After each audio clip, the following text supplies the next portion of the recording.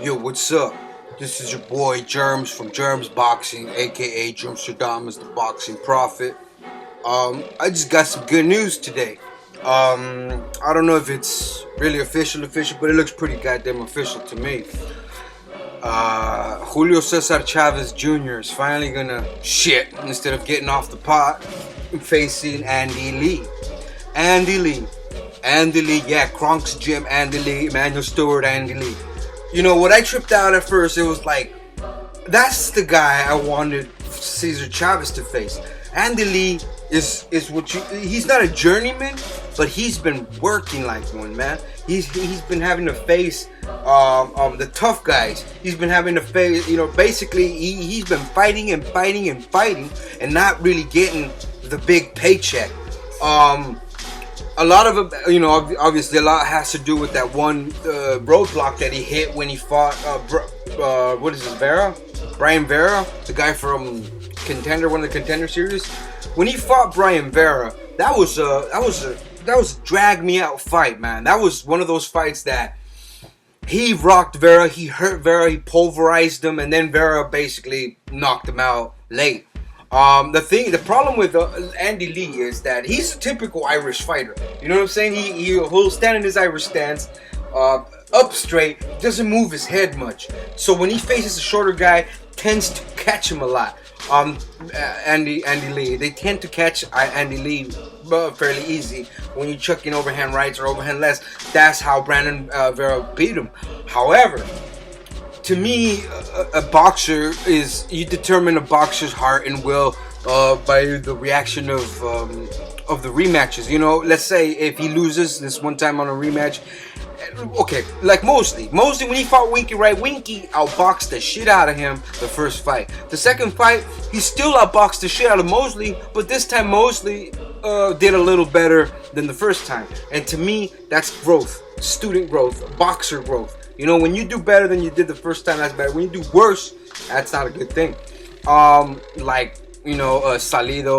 and Lopez. You know, Lopez, I thought Lopez was going to take it the second time, and Salido beat him up worse than the first time. But Andy Lee lost to Brian Vera and actually outboxed him easy, basically with his eyes closed. Outboxed Brian Vera on the rematch. But a lot of people still kind of like focusing on the loss that he had. The thing is,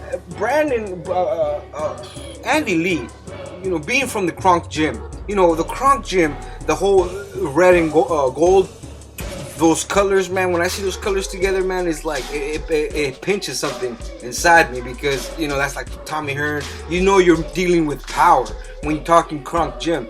And Andy Lee has been in there, gave fits to so many champions in sparring alone. You know what I mean? And I, when he was gonna face Kelly Pavlik and the Pavlik pulled out, I thought that was gonna be a good fight.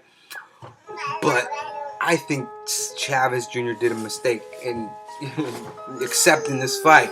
I really feel like Andy Lee, he's heavy-handed, of course. Yeah, he's heavy-handed. My bad. Hold on. Andy Lee's heavy-handed, and Chavez has a shaky chin. He doesn't have a glass jaw per se, but he's got a shaky chin. You hit Chavez really good, and he doesn't know how to really take it. I've seen him get beaten up pretty bad by Matt Vanda the first time they fought, but then he beat up Matt Vanda really easy the second time, so he grew. Chavez does show evidence of student. He just show you that he can do better than he did the first time. That's one thing I love about him. But I don't, styles make fights, and he hasn't really faced any southpaws, and I feel like Andy Lee's southpaw stance, that straight left that Andy Lee has is a monster. That straight left, dude. I don't think Chavez is gonna hurt Andy Lee. If for some reason Chavez hurts Andy Lee early and get to that body early, you're looking at a freaking candidate fight of the year, man. If he can hurt Andy Lee early and have Andy Lee fight at 85%, that would be a good close freaking scrap right there on the spot. But I really think Andy Lee's gonna belt him. He's gonna hurt him. If this goes to distance, if this goes the distance, mark my words, it's going to be a robbery. They're gonna steal it from Andy Lee if it goes the distance, because I feel like Andy Lee has enough what it takes to outbox. Oh, I'm sorry. To outbox Julio Cesar Chavez Jr. He's got the ability to, and I feel like he will. And if he doesn't knock Julio Cesar Chavez Jr. out early, they're going to steal it. You think Big Granddaddy JERMZ is gonna let his big milk cash cow fly away from him? Hell no. You know, the first time, what was it? The first time Cesar Chavez Jr. really lost, they give him a draw. The second time, they give him a win. You know what I'm saying? So it's like, okay, what the hell? Here, baby, here's your cheese. So if it goes to distance, there's a big chance that Andy Lee is gonna get robbed. So I'm hoping that Andy Lee knocks him out, because that's when you go into a fight champion. You got to go in there with the mindset you're gonna knock somebody out, especially if they're a cash cow, especially if they're like the promoter's golden goose, especially if he's got a following just like he does.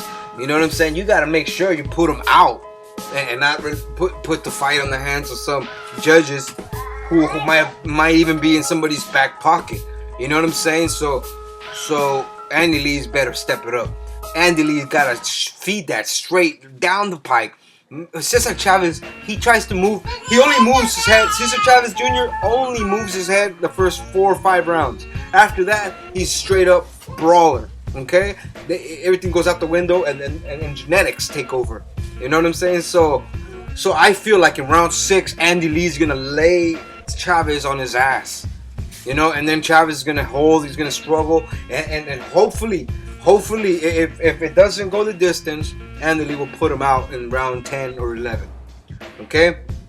I know that Cesar Chavez Jr. has been looking really magnificent lately, you know, but Peter Manfredo is Peter Manfredo. You know, it's just that. You know, you can look amazing against him. Manfredo looked a little on the starving sides, anyways. You know what I mean? So I haven't really. You know, Chavez Jr. hasn't really stepped it up yet, as of yet. You know, that's all I got. That's all I can say about it. I was just really excited they actually faced him up against somebody solid. You know, because Andy Lee, you know, fighting Irish man. You think he's gonna come to the ring to lay down? Hell no. So I think Andy Lee's gonna take this one.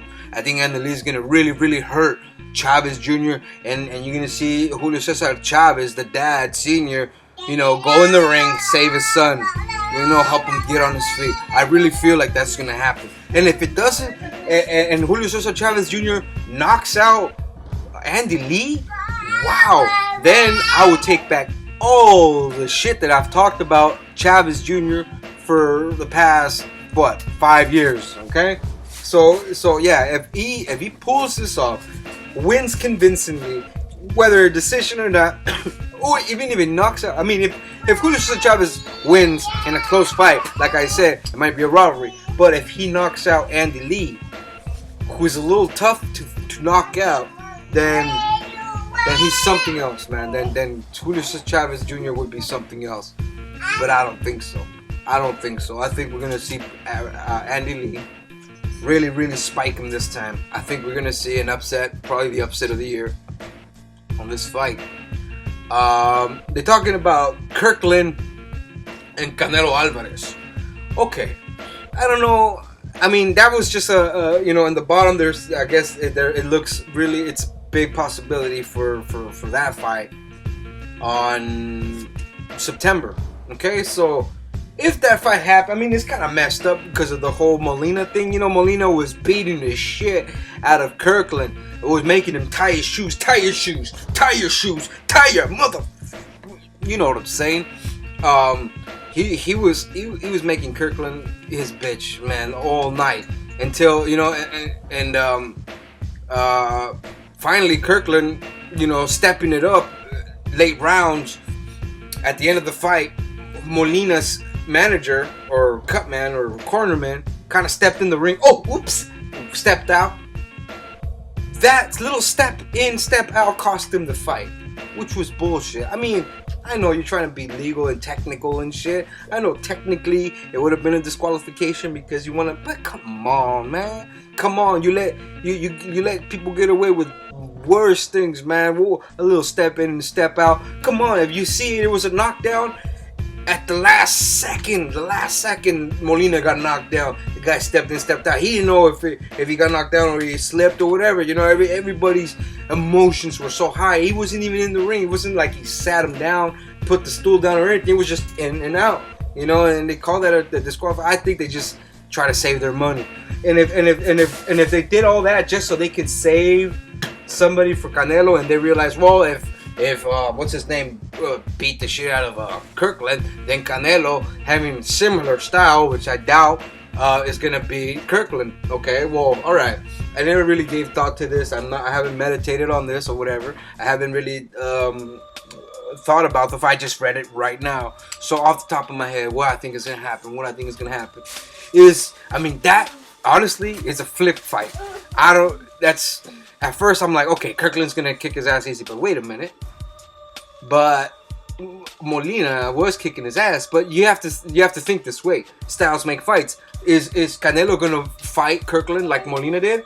You know, circling around him, turning Kirkland around, having Kirkland constantly move his feet, having him constantly reset it?